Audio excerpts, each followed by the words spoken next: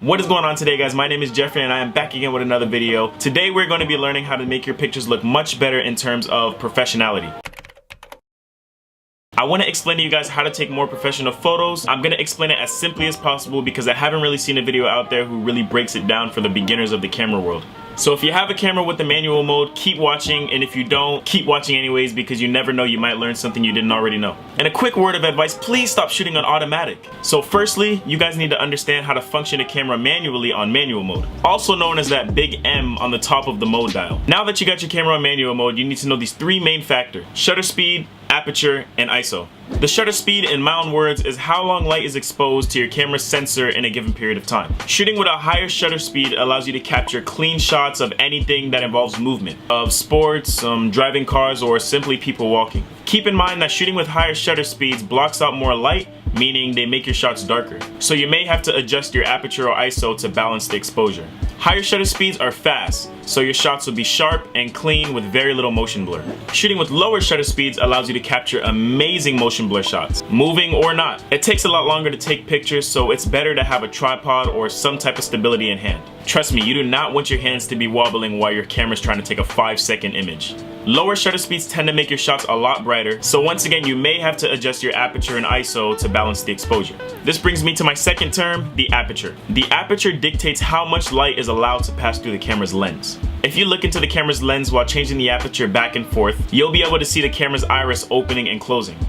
And one thing that everyone loves, the lower the aperture number, the blurrier the background, aka depth of field. And I'm not talking automatic mode blurry, I'm talking blurry. This gives your photos a more professional look almost instantly. Me personally, I have a 50mm lens with an aperture capability of 1.8. So one perk for me is I definitely get super blurry backgrounds and amazing low light shots. The lower the number that your aperture is capable of reaching, the better your images are gonna look in low light. But we'll get on the topic of lighting in 2 seconds. By the way, invest in Canon's 50mm lens. It is so underrated. Wow, amazing. Lastly, you have the ISO. Do not rely on the ISO. Don't touch the ISO unless your light sources are super low and you're desperate. Leave your ISO on 100, not auto, 100. If you ever need to raise the number here, try to stay away from anything over 400. 100 to 400 is okay, but anything more is gonna result in you getting a lot of noise or grain in your photo. And if you guys don't know what grain or noise is, it is that nasty sandpaper texture on your images, and it makes your images look super low quality. Once again, stay away from ISO, leave on 100, try to refrain from going over 400, because us camera users should not have to be that desperate for light. And this brings me to my next tool, lighting. You must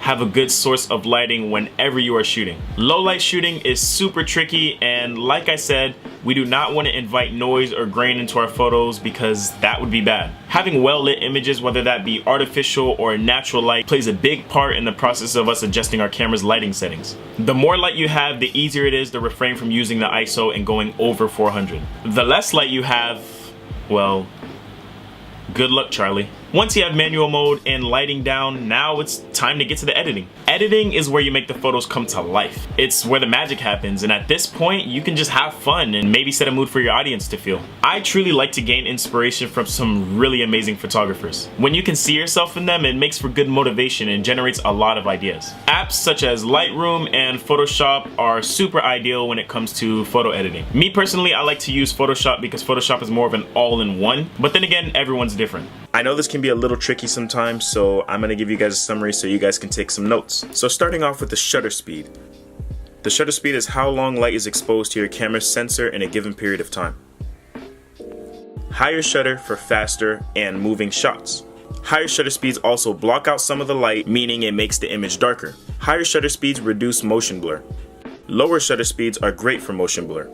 Lower shutter speeds introduce more light, meaning they make the image brighter. When using lower shutter speeds, a tripod is recommended due to the amount of time it takes for the camera to take the picture.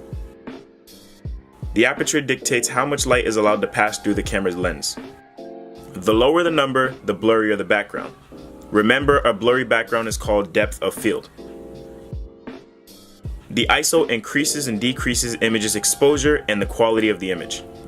Do not forget to always keep your ISO on 100. Do not go over 400. If for any reason you have to go over 400, then you need more external lighting. Thank you so much for watching this video. I hope you guys enjoyed it. Be sure to like, subscribe, and comment, and do not forget to follow me on my social media. Don't forget to stay connected and let me know, what do you guys want to see? What do you guys want to learn? Like I'm really curious to understand what's going through you guys' minds. But I really appreciate you guys watching this video. As VidCon is approaching, I am trying to reach 1,000 subscribers, and I'm going to make that happen before VidCon reaches its date. With the help of you guys, of course. But anyways, I appreciate you guys so much. Thank you for watching. I will see you on my next video, and I'm signing off now. I've been thinking about you.